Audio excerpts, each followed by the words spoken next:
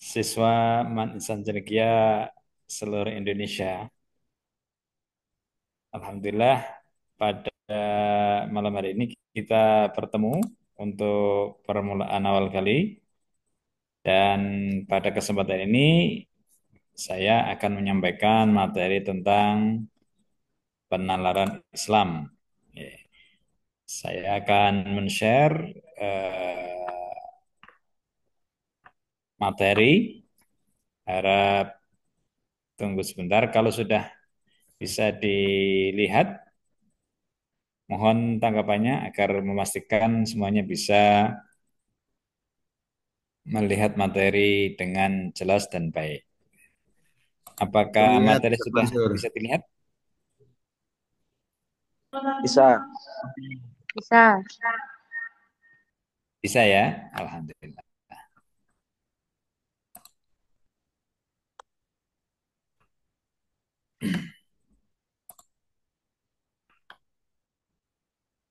Baik, Bismillahirrahmanirrahim.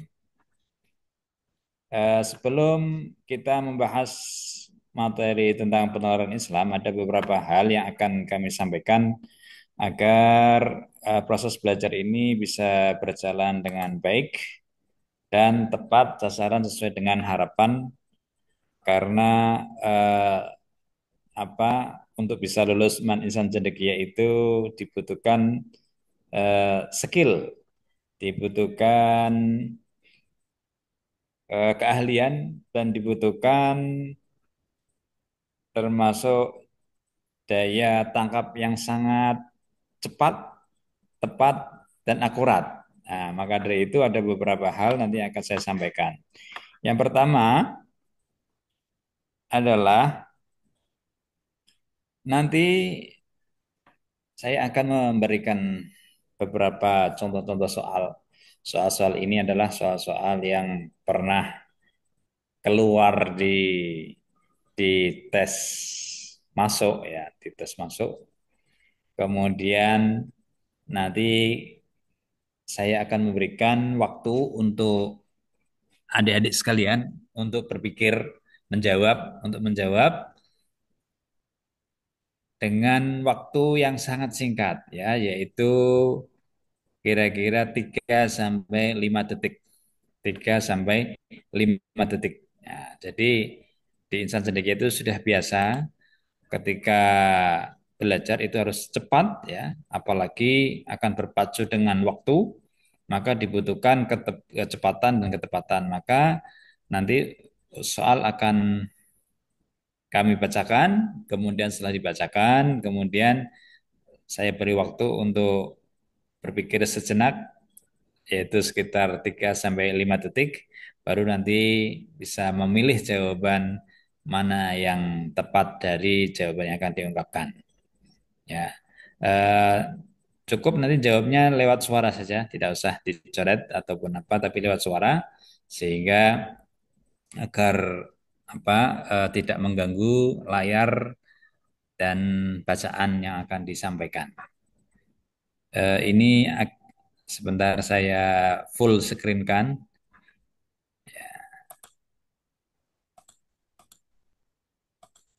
Oh ya,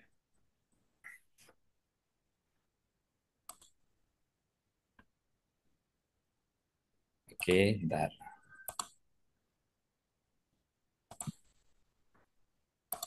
Ini sudah tampak ya materi semua? Sudah full screen Sudah. belum?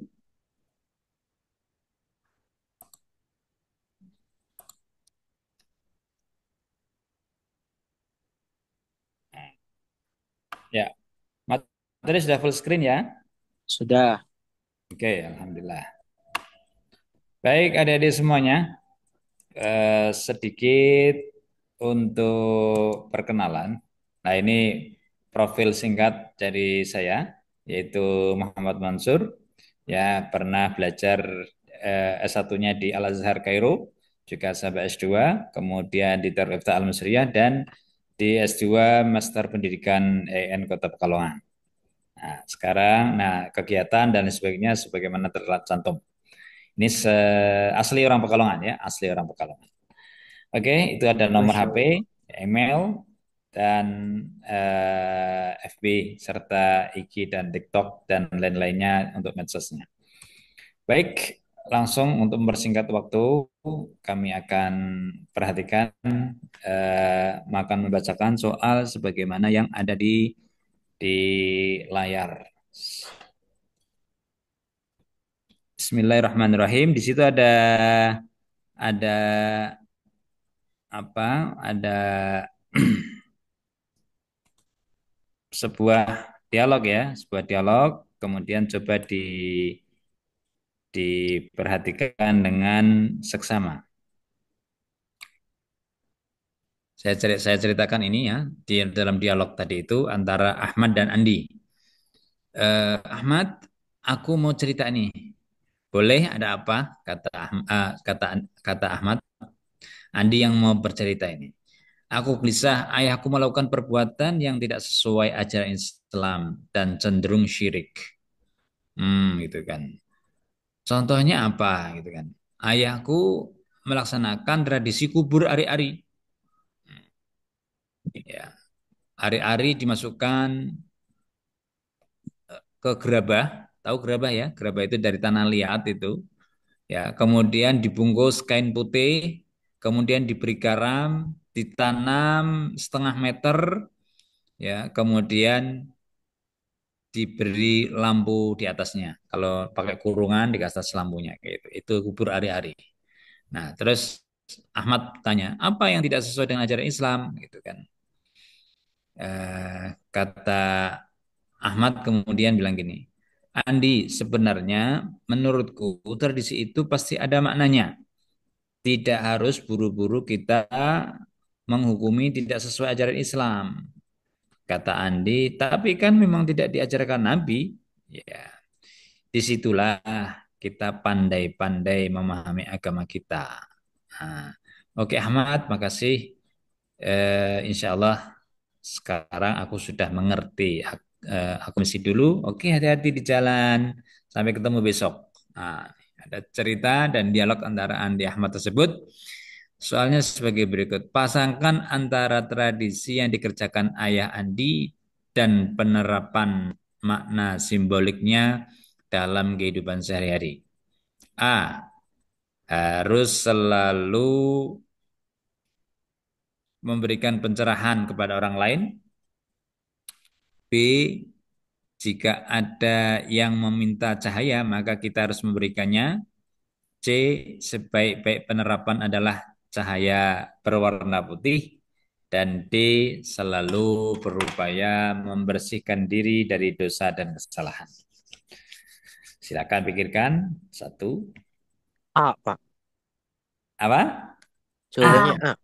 Oke, ada yang menjawab A. Oke, kita lihat benar atau tidak. Kita lihat sesuai dengan. Oke, selamat. Betul Oke. sekali. Itu Tepuk selalu tangan. kepada orang lain.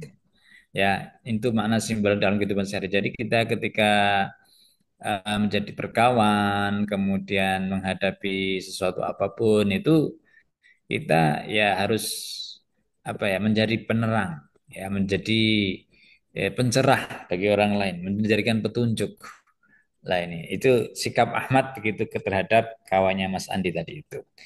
Oke, kita kembangkan lagi masih ada yang sama soalnya. Lah ini baru ke materinya yang dalam ini. Makna dalam bidang akidah ya, yang mungkin dijelaskan Ahmad terhadap perbuatan ayah Andi adalah titik-titik A. Tradisi kubur ari-ari merupakan doa keselamatan untuk bayi. B. Tradisi kubur ari-ari merupakan cara menjaga pertumbuhan bayi. C. Tradisi kubur ari-ari mengandung makna memuliakan keturunan manusia. Dan D. Tradisi kubur ari-ari ya berbentuk penghargaan terhadap kelahiran manusia. Silahkan. Ayo pilih B, Pak. satu. B. Oke. Ada lainnya lagi? B apa C apa A apa D? A. Ada yang A. Oke. Baik. Eh, baik, kita lihat jawabannya dulu ya. Satu, dua, tiga. D ternyata. Ya. Aduh, aduh, aduh, aduh, aduh. Ya, kenapa kok D atau kenapa kok tidak A? Coba kita perhatikan, kita analisis sama-sama. A, tradisi kubur ari-ari merupakan doa keselamatan untuk bayi. Memang ada dalam ada dalam tradisi itu nanti ada acara berdoanya. Tapi di gambar ini tidak disebutkan ada doanya, ya. Nah, betul. Biasanya kan sebelum dikubur itu didoakan tuh ada doanya. Tapi di keterangannya Andi tadi itu tidak disebutkan doa. Ini jadi ini tuh apa menjebak ini ya. Oh ternyata tidak ada. Tapi ada yang lebih fokus lagi. Nah, terus kemudian yang B, tradisi kubur ari merupakan cara menjaga pertumbuhan bayi. Kalau memendam bayi itu agar tumbuhnya baik gara-gara mendam itu sangat tidak tepat karena sudah dikubur gitu kan. Nah, gitu. Jadi bukan kalau dikubur itu pertumbuhannya bayi itu jadi bagus, jadi baik. Itu tidak karena pertumbuhan itu bagaimana asupan gizinya, bagaimana apa pertumbuhannya setiap harinya sama orang tuanya dan seterusnya. Asupan makanannya, gizinya, asinya dan seterusnya itu menyangkut pertumbuhan bayi. Kemudian yang C, tradisi kubur ari-ari mengandung makna memuliakan keturunan manusia. Ini ada agak sedikit apa eh, hampir benar ya, hampir tepat gitu kan. Tapi masih ada yang lebih tepat lagi. Kenapa? Karena tadi itu kalau bentuk memuliakan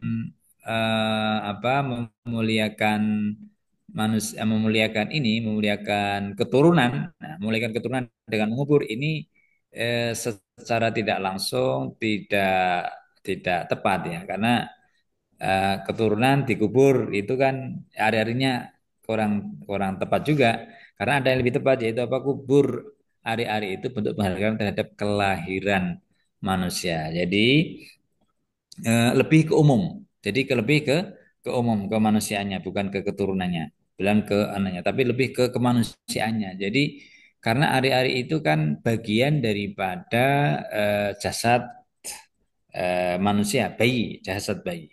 Yang mana dia itu eh, ketika sudah keluar dan dia itu terpisah dari tubuh yang asli, maka dia harus dikembalikan ke tanah, harus dikembalikan ke tabiatnya. Jadi manusia itu diciptakan dari tanah. Maka mengubur itu merupakan sebuah penghargaan, maka tidak boleh kita membuangnya contoh sembarangan atau diberikan makan kepada serigala ataupun apa ataupun kepada macan dan sebagainya. Itu tidak menghargai kemanusiaan, maka harus dikubur. Maka jawabannya adalah yang paling tepat adalah D. Oke, kita lanjut. Nah, ini Naila dan Ajwa adalah dua siswi di sebuah madrasah. Keduanya sedang berjalan di halaman sekolah, tiba-tiba menemukan selembar uang merah. Uang merah, tahu ya uang merah. Berapa kira-kira kalau uang merah? 100. 100.000. Wah, ini kayaknya udah banyak yang pernah pegang nih ya. 100.000 tergeletak di tanah yang akan ia lewati. Nah, apa yang harusnya dilakukan Naila dan Ajwa sebelum mendengar pengumuman dari ruang audio sekolah? Biasanya nanti ada ruang telah kehilangan sekian-sekian gitu kan. Sebelum ada pengumuman itu, apa yang harus dilakukan kedua Cek, siswa tadi itu? Cek, cek, cek, A. Memasuki cek, sebuah uang temuan ke kotak cek, infak masjid. cek, cek, B. cek. cek. Membiarkan saja uang tersebut tanpa memungutnya. Set, set. C. Mengambil dan menyerahkan ke guru BK untuk diumumkan. Dan D. Membagi dua uang temannya setelah dikeluarkan zakatnya. Wah, Bisnis. Cek, kira-kira apa? Cek. cek, cek, Oke, cek. Set, kita lihat set. jawabannya. Oh iya, tepat sekali jawabannya adalah C. Ya, kalau masukkan temuannya ke kotak informasi berarti berisiko itu. Ya, kenapa? Kalau orang nanti orangnya datang dia harus mengembalikan ya, karena itu uangnya yang tadi orang hilang. Ya, maka nggak sembarangan harus dimasukkan ke masjid. Nah, itu ya. Kemudian kecuali sudah diumum apa sekolahnya sudah diumumkan nggak ada yang ini kemudian di masjid ya itu oke bisa tapi nanti kalau suatu saat itu orangnya itu datang dan mencari sampean, tetap harus mengganti. Nah, infak tadi itu kenapa dimasukkan ke masjid? Kalau ke masjid itu nanti pahalanya kalau semua di akhirat ditanya itu pahalanya itu sudah masuk ke jariahnya orang yang kehilangan tadi itu. Tapi syaratnya satu tadi itu yaitu setelah lama diumumkan dan tidak ada baru dan sampean yang memasukkan ke masjid itu sudah berani mengambil risiko kalau nanti ditemukan orang yang mempunyai sang empunya uang tadi itu maka siap untuk mengganti baru masukkan ke kotak masjid. Membiarkan saja uang tanpa memungutnya ini membiarkan saja itu juga kurang tepat. Kenapa? Karena nanti bisa doya ulmal itu menyia-nyiakan harta dan bahkan bisa nanti jatuh kepada orang yang tidak tepat. Nah, maka sampai menyelamatkan. Kemudian mengambil dan menyerahkan ke guru BK untuk diumumkan lah ini baru tepat. Kenapa? Karena untuk bisa diinformasikan ya dan bukan diambil malah yang ke D itu yang tidak dapat lebih malah diambil bagi dua setelah dikeluarkan zakatnya. Uang zakat itu berapa? Sudah mengambil aja itu tidak diperbolehkan ya bukan haknya karena bukan haknya maka tidak tepat apalagi kemudian walaupun dikeluarkan zakatnya zakat itu ada ketentuannya nanti berapa jumlahnya kita akan bahas insya Allah nanti ada soal-soal tentang perhitungan zakat. Baik C, selanjutnya bagaimana konsep rahmatan lil alamin ya dapat diimplement rahmatan lil alamin tahu ya. Rahmat itu kasih sayang sebagaimana dalam Al-Qur'an wa ma arsalnaka illa rahmatan alamin dan tiada aku utus engkau wahai Muhammad kecuali sebagai kasih sayang terhadap alam semesta untuk sebagai rahmat kasih sayang. Kasih sayang ini nanti bentuknya itu macam-macam pokoknya kasih sayang itu ya membawa kebaikan, membawa keadilan, membawa cinta, kedamaian dan seterusnya baik untuk skala kecil yaitu manusia untuk pribadi seseorang, teman atau bahkan kepada negara ya atau bahkan kepada alam semesta atau kepada lingkungan, kepada alam dan seisinya bukan hanya manusia termasuk tumbuh-tumbuhan dan sebagainya itu mencakup semuanya rahmatan alamin itu. Nah, lah ini di sini bagaimana konsep rahmatil alamin dapat diimplementasikan dalam menghadapi isu lingkungan hidup yang semakin serius di Indonesia? A. Dengan mengajak umat Islam menjaga keseimbangan alam sebagai amanah dari Allah. B. Dengan meningkatkan ibadah pribadi seperti salat dan puasa untuk memperbaiki alam. C. Dengan menambah jumlah masjid sebagai pusat dakwah lingkungan. D. Dengan memprioritaskan kepentingan umat Islam atas kepentingan lingkungan. Nah, silakan dijawab satu, dua, tiga, empat, lima. Oh, Oke, sudah menjawab A. Oke, kita lihat jawabannya adalah oke, tepat sekali menjaga keseimbangan alam sebagai bagian dari amanah Allah. Nah, ini konsep rahmatan alamin itu memang kalau di lingkungan, kalau di alam, yaitu harus kita uh, apa Banyak.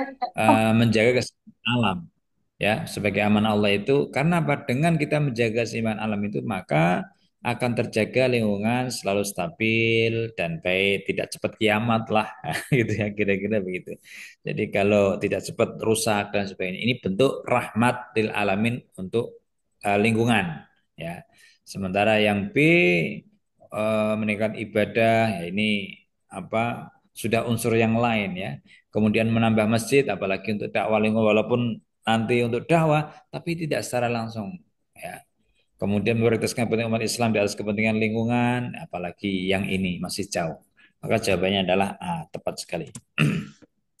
Ustadz mau ngebut nih karena tadi waktunya agak mundur jadi kita agak cepat dikit ya biar berpikirnya IC itu cepat sekali lagi cepat tepat dan akurat nah, itu.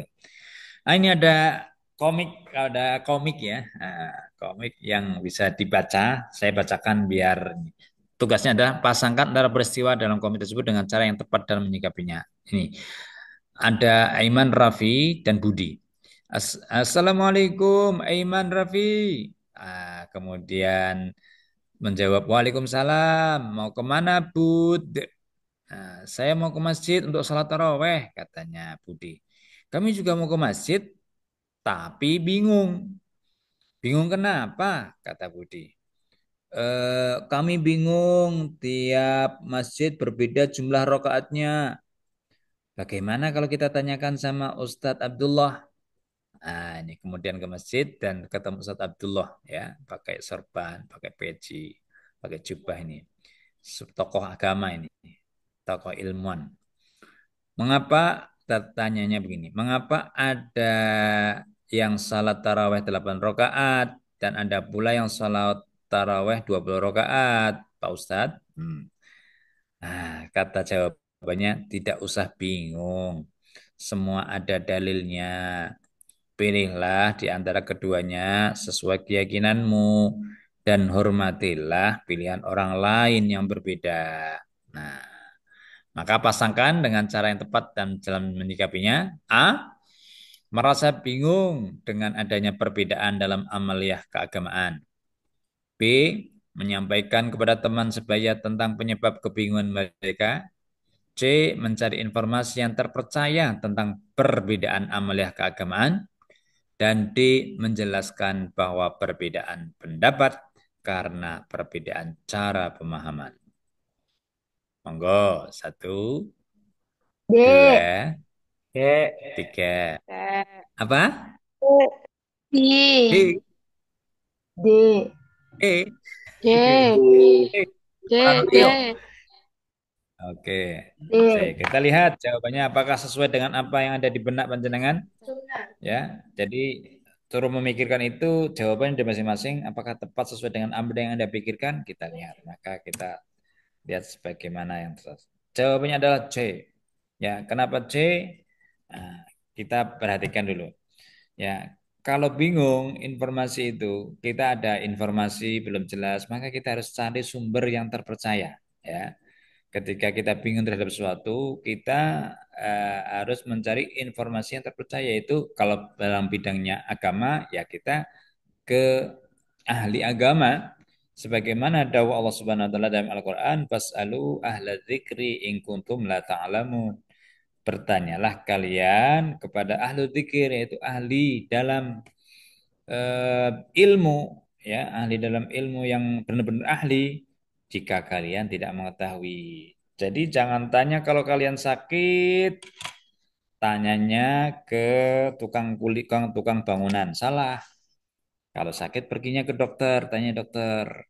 Nah, dokter pun nanti macam-macam, ada dokter kandungan, ada dokter gigi, ada dokter daleman, sesuai dengan bidangnya masing-masing. Tanya kepada ahlinya, bukan kepada yang tidak ahlinya.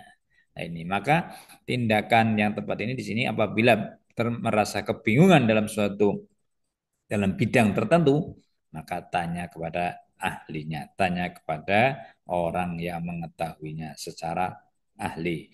Kalau hal agama di sini, maka bertanya kepada ahli agama, bukan yang lainnya. Sementara yang lainnya itu tidak tepat. C jawabannya. Oke, kita lanjut. Eh, Halo, ini. Pasangkan antara tindakan. Nah, pasangkan antara tindakan masih sama, komiknya masih sama, cuman beda perintahnya. Pasangkan antara tindakan yang diambil dalam menghadapi perbedaan dalam komik tersebut dengan dampak yang ditimbulkan. Ya, A. Aiman dan Rafi semakin merasa kebingungan terhadap perbedaan. Tambah bingung ini. B. Aiman dan Rafi mengetahui semua pendapat mempunyai dasar agama. Nah, C. Aiman dan Rafi mengetahui pendapat yang kuat dan pendapat yang lemah. Dan D. Aiman dan Rafi menghormati perbedaan amaliyah keagamaan. Ayo, 1, 2, 3. D. Loh, D. 5. D. Yang A ada yang B. Oh. Nah, D. kita lihat ya.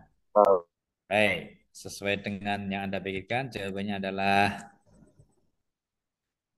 D. Ya. Kenapa D? Kalau Aiman dan Rafi semakin merasa bingung terhadap perbedaan. Ini kan sudah dijelaskan. Jadi kalau sudah dijelaskan nggak bingung lagi. Ya, sudah jelas, sudah paham. Nggak bingung lagi. Aiman B. Aiman dan Rafi mengetahui semua pendapat mempunyai dasar agama. yang dimaksud di soal di sini adalah dampak. Ah, dampak itu apa? eh, Apabila apabila terjadi perbedaan, kemudian ada solusi, kemudian dari dampak ini apa? Kalau semua mengetahui, jadi tahu, tapi belum sampai ke dampak. Ya, Aiman dan Rafi mengetahui pendapat yang kuat dan pendapat yang lemah.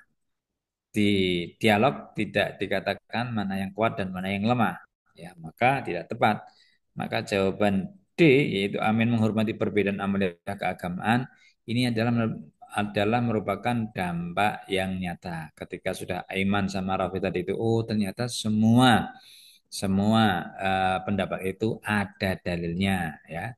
Kalau sudah ada dalilnya masing-masing, maka otomatis, oh karena apanya dasarnya, maka menghormati perbedaan tadi itu menjadi titik poin daripada dampak yang ditimbulkan.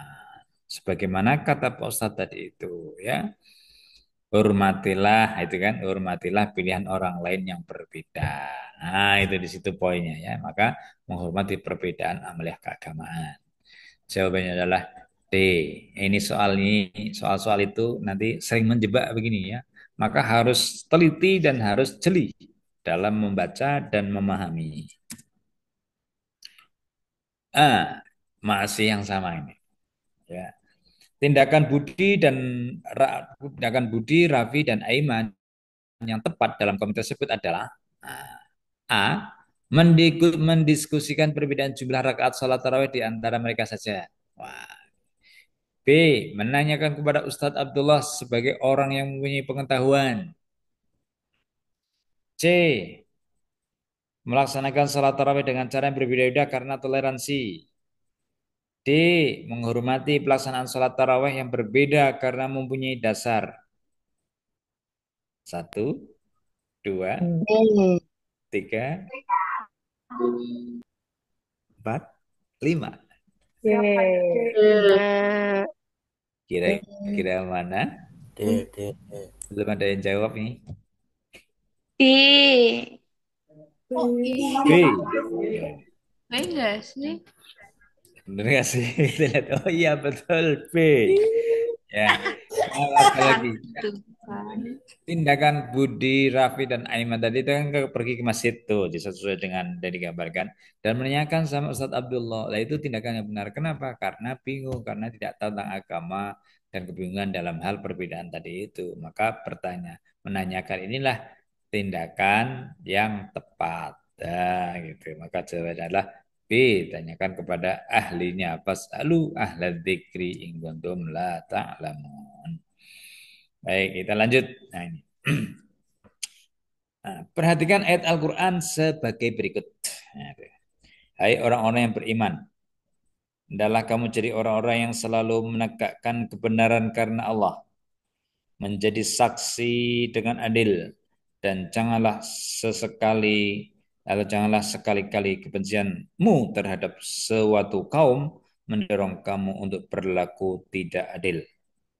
Nah, ayatnya surat Al-Maidah ayat 8 berbunyi, ya ayyuhalladzina amanu kunu qawwamina lillahi syuhada bil qist wa la yajrimannakum syana'anu qaumin ala lu. Nah, itu ya sampai situ. Allah ta'ala. Kalau selanjutnya ayatnya i'diluhu aqrab littaqwa wattaqullaha innallaha khabirum bima ta'malun. Nah, lanjutannya. Tapi ayat ini, ya, ya, apa ini? Dalam perspektif interaksi sosial, ditanyakan adalah interaksi sosial.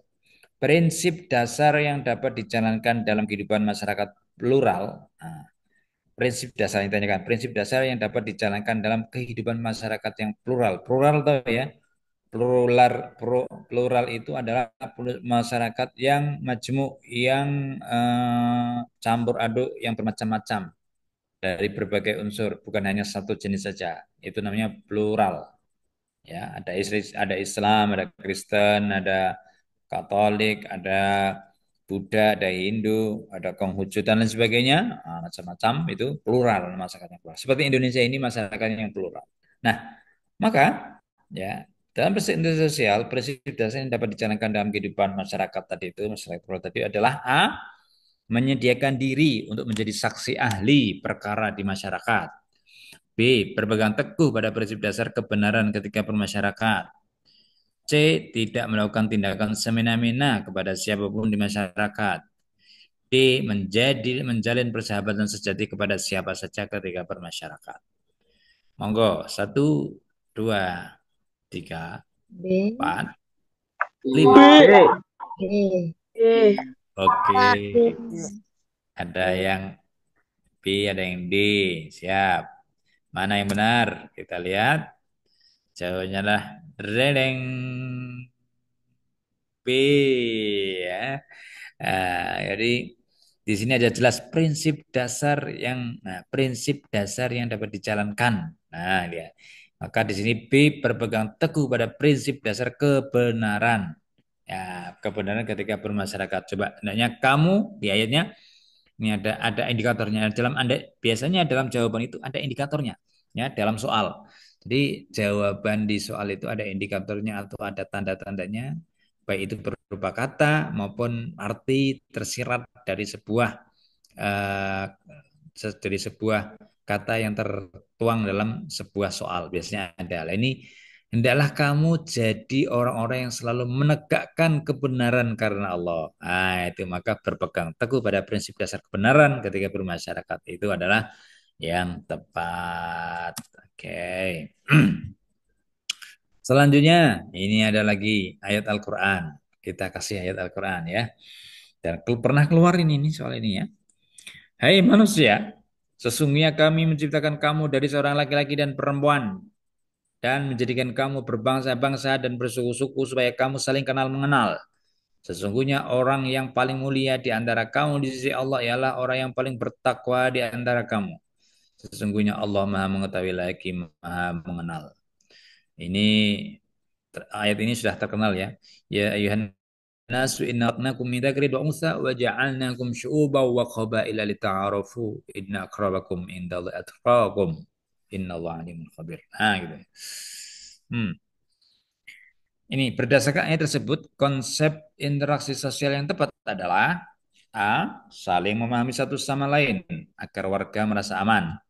B. Saling menjaga dan tidak terjebak dalam pengunggulan diri. C. Saling berkomunikasi secara nonverbal agar pesannya dimengerti. D. Saling menolong satu sama lain agar kedua belah pihak beruntung. Nah, silakan dipilih 1, 2, 3, 4, 5. C. A. Ada yang A, ada yang B. Ada lagi? Oke, sudah dipilih ada 2. Kita lihat mana yang paling tepat. Jawabannya adalah B. Ya, kenapa B dan kenapa tidak A? Nah, saling memahami satu sama lain itu benar. Ya, saling memahami sama lain itu bagus, benar. Agar warga merasa aman. Nah, agar warga merasa aman. Aman ini adalah dampak, ya, dampak. Oke, adalah dampaknya. Nah, bandingkan dengan B, saling menjaga, ya, saling menjaga. Menjaga di sini adalah dia tahu posisi masing-masing, ya, antara bersuku-suku berbahasa-bahasa ini saling menjaga. Ya, kalau memahami orang yang sangat banyak itu mungkin sangat sulit, tapi kalau menjaga diri, ya ini minimal dari diri sendiri, ya, untuk menjaga dan tidak terjebak dalam pengunggulan diri, karena di sini ada indikatornya yang mulia itu adalah yang paling mulia di antara kamu di sisi Allah adalah yang paling bertakwa di antara kamu. Jadi bukan yang merasa hebat itu bukan, atau yang merasa paling unggul itu tidak. Maka eh, ayat ini secara konsep interaksi sosial itu kita itu agar menjaga sesama, ya, dan tidak terjebak kepada saling atau tidak terjebak kepada kita itu merasa hebat, merasa unggul. Nah, maka tidak terjebak dalam pengunggulan diri. Maka jawabannya adalah B. Kalau yang lainnya, yang C dan D itu jauh. Yang dekat itu adalah A. Baik, lanjutnya ini ada hadis. Kalau dari Quran sekarang hadis. Ya, hadis ini lumayan isinya bagus ini dan padat ini. Dengan narasi sebagai berikut. Perhatikan cerita dan hadis Nabi SAW berikut ini. Fikri adalah pemuda kampung yang memiliki mimpi untuk membangun kehidupan yang lebih baik. Ia ingin membantu adiknya supaya bisa terus melanjutkan pendidikannya. Ia mulai membangun mimpinya dengan menjadi tenaga kerja di luar kota. Setelah 5 tahun, ia memutuskan kembali ke kampung untuk memulai usaha ternak ikan hias. Akan tetapi, ikan hiasnya terkena penyakit dan banyak mati. Fikri pun berpikir untuk berpindah ke usaha bisnis lain. Fikri mencoba berjualan online produk batik dengan menjadi reseller beberapa brand baju batik pria. Namun, sudah beberapa bulan berjualan, sedikit sekali orang yang membeli produk yang ia tawarkan. Nah, ada hadis Nabi SAW bersabda begini. Wa'lam anna nasra ma'as sabri wa anna al-faraja ma'al karbi wa anna ma'al usri yusran. Ini yang betul yang usri bukan yusri ya. Wa anna ma'al usri yusran. Rawahu Ahmad. Artinya wa'lam ketahuilah anna nasra ma'as sabri. Sesungguhnya pertolongan itu membersamai kesabaran. Jadi kalau orang sabar itu nanti akan datang pertolongan itu akan datang. Ya, wa anal faraja mal karbi dan sesungguhnya solusi itu membersamai kesukaran, kesempitan. Nah, itu ya. Kan ada solusi jalan keluar. Nanti kalau nanti dalam keadaan kesempitan ataupun kesusahan itu akan ada jalan keluarnya, akan ada solusinya. Wa anna ma'al usri yusra dan sesungguhnya kemudahan itu ya akan membersamai daripada kesulitan. Nah, itu. Kalau sulit itu pasti nanti akan ada kemudahan. Nah, ini hadis Nabi. Maka inilah saran yang tepat untuk Anda berikan pada Mas Fikri berdasarkan hadis Nabi Sallallahu Alaihi Wasallam tersebut. A. Mengingatkan Fikri agar tetap semangat dan tidak putus asa. B. Mengingatkan Fikri agar hidup seadanya, tidak perlu berbisnis. C. Mengingatkan Fikri untuk terus berusaha agar dipuji tetangga. Dan D. Mengingatkan Fikri agar tidak berbisnis karena berat tantangannya. Jawabannya adalah A. Oh, Bella Turita Tamasya. ya jelas ya. Jadi cara menjawabnya itu ketika dibacakan nama itu sama sudah terpikir. Jadi begitu lagi, ini loh jawaban yang pas ini langsung aja set gitu kan. Nah, itu. Jadi berpikirnya cepat. Ketika dibaca, oh ini menemukan jawabannya langsung pilihnya itu. Jawabannya adalah tepat sekali yaitu jeng jeng jeng jeng jeng jeng. Betul sekali. Selamat. Ya, oh berarti nalarnya oke nih, cepat. Baik, kita lanjut. Nah, ini hadis, ada hadis. Ya, perhatikan hadis Nabi SAW berikut. An Abi Sa'id wa Abi Hurairah diceritakan dari sahabat Abi Sa'id dan Abi Hurairah radhiyallahu anhu, semoga Allah Subhanahu wa taala meridai keduanya. Apa katanya? Ani Nabi sallallahu alaihi wasallam diriwayatkan atau diceritakan dari Nabi sallallahu alaihi wasallam qala beliau Bukhari wal bersabda. Muslim an Qala ma yusibul muslim min nasabin wala wasabin wala hammin wala huznin wala ada wala ghamin hatta syaukata yushakuha illa kaffarallahu biha min khatayahu. Rawahul Bukhari Muslim. Perlu diartikan? Perlu diartikan enggak atau sudah tahu? Ayo. Pasti banyak bertanya-tanya. Ya, oke, demi keamanan saya artikan. Ma yusibul muslim, ya. Eh, tidaklah ya sering ya tidaklah seorang muslim itu tertimpa min nasabin dari kelelahan wala wasabin dan penyakit ya, wala hamin dan juga kegundahan wala uznin dan juga kesedihan wala ada dan juga kesakitan, wala ghamin dan juga gangguan, hatta syaukata sehingga duri yusyakuha yang melukainya, illa kafarallahu biha min khatayahu kecuali Allah akan menghapus kesalahan-kesalahannya. Nah, jadi seorang muslim itu tertimpa sesuatu kesedihan tadi, kelelahan dan semuanya tadi itu, kecuali itu Allah akan menghapus kesalahan-kesalahannya. Hadis ini menjelaskan keutamaan orang yang bersabar. Sabar seperti apa yang dimaksud dalam ajaran Islam? Tentukan dua bentuk. Nah, tentukan dua bentuk kesabaran sesuai dengan maksud hadis di atas. Ada dua. Jawabannya harus dua.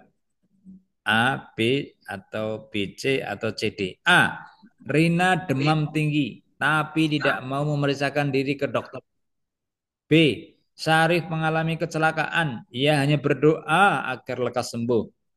C. Sonia berharap agar musibah yang menimpa dapat menggugurkan dosa-dosanya.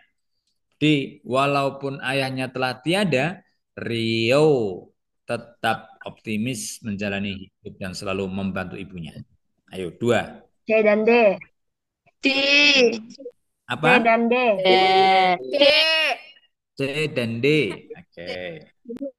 Ada yang B, C? Atau A, B? Kita lihat. Jawabannya adalah, oh, Masya Allah, C dan D. Betul sekali ya. Jadi Sonia uh, berharap musibah Tiga C. dapat menggugurkan dosa-dosanya itu sesuai dengan illa kafarallahu biha min khotoyahu. Nah, ini cocok. Kemudian walaupun ayahnya telah tiada, Riau tetap optimis jalan hidup yang selalu membantu ibunya. Tetap optimis. Jadi diuji kesabaran apapun nggak patah semangat ya. Baru diputus pacar itu kadang langsung bunuh diri, gantung. Nah, itu kan itu putus asa kayak gitu kan. Itu tidak sabar. Tapi orang yang mentalnya kuat, orang yang tidak menyerah, nah, dan optimis itu merupakan manifestasi dari bentuk kesabaran. Baik, C dan D, betul. Selanjutnya lah ini ya, ada Quran, ada daftar skill, kita fokuskan. Kita lihat dulu skill yang dibutuhkan di tahun 2022. Sekarang sudah 2025, tapi 2022 ini masih relevan. Pertama hard skill ya, dan soft skill. Hard itu berarti yang nyata, dan soft itu yang ada di dalam, yang diri. Pertama hard skill bisa dilihat analisis data ya, desain, lihat sendiri digital marketing, development, project management, itu skill-skill hard skill itu. Kemudian ada soft ya, kolaborasi dan kerja tim, berpikir kritis dan problem solving, pemikiran analisis dan inovasi, kecerdasan emosional, komunikasi secara online, itu soft skill. Nah, kemudian ada ayat. Ya ayyuhalladzina amanu, wahai orang yang beriman, idza qila lakum tafassahu fil majalis, ketika dikatakan kepada kamu tafassahu fil majalis, yaitu berlapang-lapanglah dalam majlis, ya, dalam tempat duduk mencari ilmu. Fafsahu, maka berlapang-lapanglah, yafsahillahu lakum, maka Allah akan memberikan kelapangan kepadamu nanti. Wa idza qila lakum wa idza qila syuzu fangsuzu, dan jika dikatakan berdirilah maka fangsuzu, maka berdirilah. Taat ya, intinya taat, jadi murid itu yang taat. Kalau suruh berlapang-lapang, kalau suruh berdiri diri, taat. Kemudian yarfa'illahu alladziina amanu minkum walladziina utul ilma darajat. Allah akan mengangkat derajat orang-orang yang beriman di antara kalian dan orang-orang yang mempunyai ilmu beberapa derajat. Ya. Wallahu bima ta'maluna khabir. Dari infografis di atas yang skill-skill tadi itu dapat diketahui bahwa skill dan pengetahuan sangat dibutuhkan dalam dunia kerja agar pekerjaan dapat dikerjakan dengan baik dan tepat. Dan Islam sangat mendorong umatnya untuk menguasai ilmu pengetahuan. Oleh karena itu, setiap muslim harus dan harus dilandasi oleh motivasi yang benar. Nah, Berikut adalah motivasi menuntut ilmu yang sesuai dengan kandungan ayat di atas. Nah, motivasi menuntut ilmu yaitu A. Menuntut ilmu agar selalu dipuji keluarga. B. Menuntut ilmu agar dihargai oleh teman dan saudara. C. Menuntut ilmu agar menjadi sukses dan banyak harta benda. Dan D. Menuntut ilmu agar diberi kehidupan yang mulia oleh Allah Subhanahu wa Ta'ala. Jawabannya adalah D. jawabannya adalah D. nah, kita lihat D, betul sekali Yes. kakak-kakak, adik-adik, Masya Allah ya. Menuntut ilmu itu harus ikhlas ya, bukan karena ingin dipuji atau masuk IC itu biar kelihatan gagah, biar kelihatan hebat kalau anak C itu keren-keren hebat-hebat, nah, itu enggak. Tapi juga bukan dihargai teman, disegani kawan, saudara, bukan. Itu masuk dan juga akan menjadi sukses, banyak harta benda dan sebagainya, nanti bisa jadi dokter, bisa jadi ini dan sebagainya, tidak ya, itu semua karena masih keduniawian. Nah, kenapa di atas itu masih keduniawian? Mencari ilmu itu karena Allah Subhanahu wa taala. Dan dia ada tempat yang mulia di sisi Allah kecuali orang yang berilmu. Maka orang mencari ilmu itu diberi kehidupan yang mulia di sisi Allah Subhanahu wa taala. Terus kita itu hanya dipingin Allah, dimuliakan Allah aja sama Allah kayak gitu. Enggak keduniawian tapi ke ukhrawian pertama. Nah, adapun yang dunia itu akan mengikuti ya. Barang apa dunia itu nanti akan mengikuti sendiri. Tapi yang utama itu adalah Allah karena Allah Subhanahu wa taala. Nanti dunia itu akan tapi bukan jadi tujuan utama. Saya ini jadi dokter bukan untuk kaya tetapi apa? Untuk nanti bisa membantu orang-orang, membantu hambanya Allah Subhanahu wa taala. Nah, itu tapi mencarinya karena Allah. Nah, itu bukan biar kaya. Kalau kaya insya Allah pasti, ya kaya insya Allah lah akan diberikan. Ya, tapi bukan utama. Maka mencari ilmu bukan tujuan dunia yang utama, tapi karena akhirat, karena Allah Ta'ala. Dunia akan mengikutinya, insya Allah. Lanjut. Kurang berapa ini ya? Kita lihat jamnya, waktunya kita tadi 20 mulai, maka kita akan selesai dalam 5 menit ya. Kira-kira sekarang 21.15. Nah, oke baik, Bismillahirrahmanirrahim. Ini ada narasi cerita dan juga hadis Nabi. Perhatikan cerita dan nasihat pada hadis Nabi SAW berikut ini. Ada seorang pemuda yang cepat menghabiskan kekayaannya. Suatu hari, sang pemuda ini sudah tidak memiliki uang lagi dan harta. Hanya tersisa pakaian yang ia kenakan. Suatu pagi, sang pemuda itu berjalan untuk menemui temannya. Sembari berjalan, sang pemuda ini berpikir caranya agar dia bisa mendapatkan uang lagi. Tepat pada saat itu, seekor burung layang-layang terbang melintas dan berkicau riang. Sang pemuda berpikir bahwa musim panas telah tiba. Oleh karena itu, ia menjual jubah dan celana panjangnya kepada teman yang ditemuinya. Ini sepertinya di kejadiannya di Arab, ada musim dingin, ya, pakainya jubah. Nah, dia itu uangnya udah habis dijual lah. Oleh karena itu, dia menjual jubah dan celana panjangnya kepada teman yang ditemuinya. Beberapa kemudian ternyata cuaca berubah menjadi sangat dingin. Ternyata musim dinginnya belum selesai. Sang pemuda yang hanya memakai baju tipis dan celana pendek, badannya gemetaran, menahan rasa dingin. Nah, adapun ada hadis Nabi SAW pada umatnya, yaitu beliau berkata begini, An Umar ibnu Shu'aib an abihi, diceritakan dari Umar bin Shu'aib dari ayahnya, an jadi dari simbahnya. Qala, ya berkata Umar ini, simbahnya ini berkata, Qala Rasulullah sallallahu alaihi wasallam, Kanjeng Rasul bersabda, Kulu wa tasaddaqu wal basu fi ghairi israfin wala makhilah. Kulu makanlah kalian semuanya, wa tasaddaqu dan bersedekahlah kalian semuanya, wa albasu dan berpakaianlah kalian semuanya fi ghairi israfin wala makhilah. Fi ghairi israfin wala makhilah. Yang ini tidak saya terjemahkan dulu. Rawahun Nasai. Biar kalian tahu. Kalau saya terjemahkan nanti bisa tahu coba. Biar menguji karena soal Soal nanti itu banyak bahasa Arab ya, tapi harus tahu makna dari bahasa Arab. Kalau makna tahu maknanya banyak selamatnya insya Allah. Nah gitu ya. Sebagainya begitu. Nah, yang terkandung pada hadis tersebut adalah A. Larangan berkata kasar. B. Larangan berbakhil. C. Larangan boros dan sombong. D. Larangan durhaka kepada orang tua. Maka C. jawabannya adalah apa? C. E. Israf min ghairi israfin wala makhilah. Kenapa? Tangan tanpa israf, tidak berlebih-lebihan, wala makhilah. Makhilah itu sombong artinya. Nah, itu ya.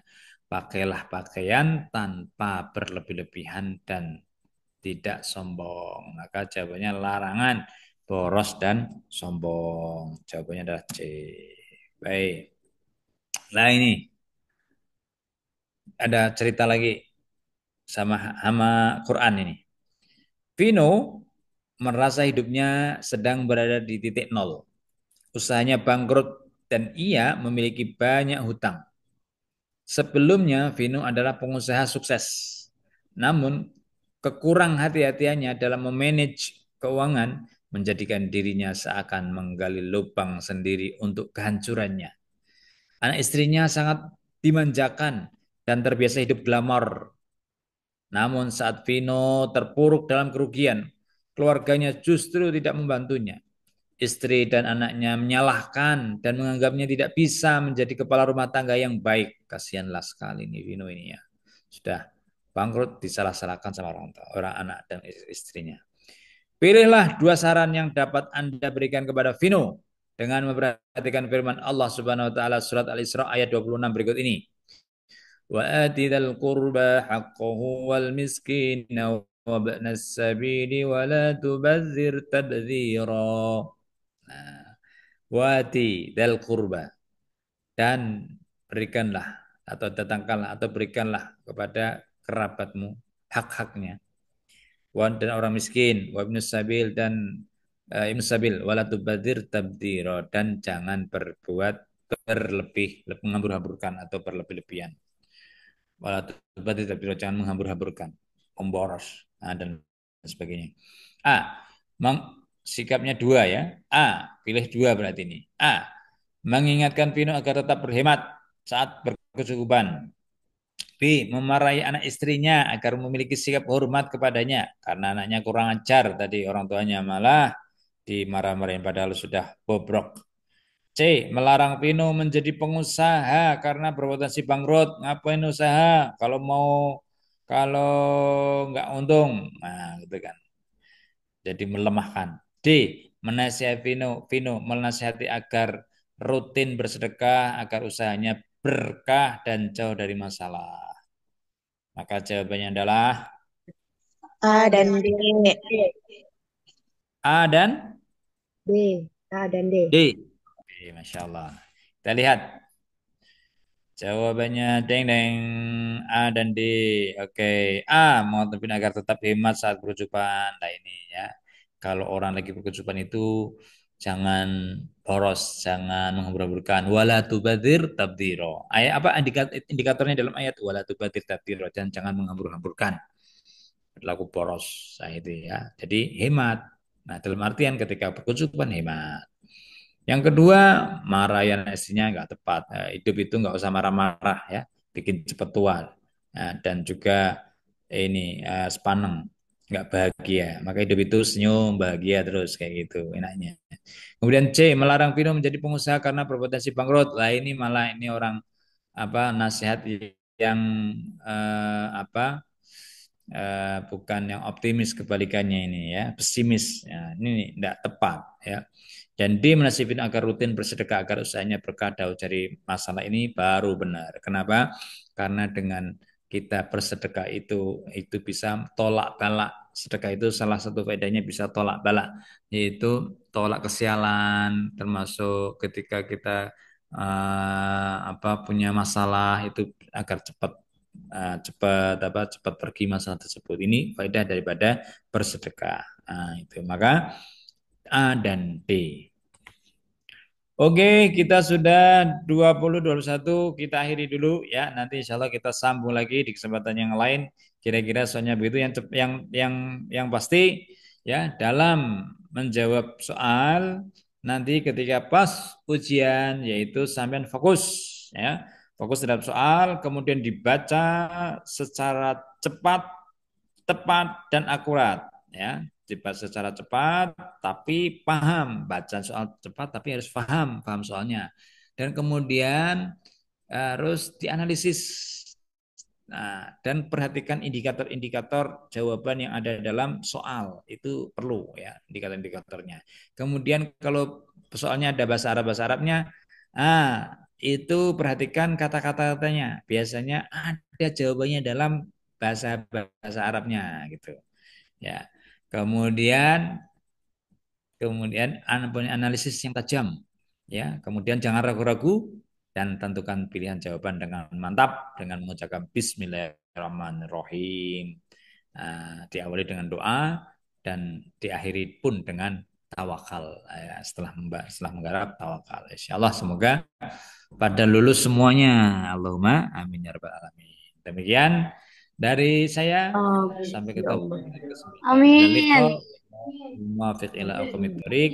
Wassalamualaikum warahmatullahi wabarakatuh.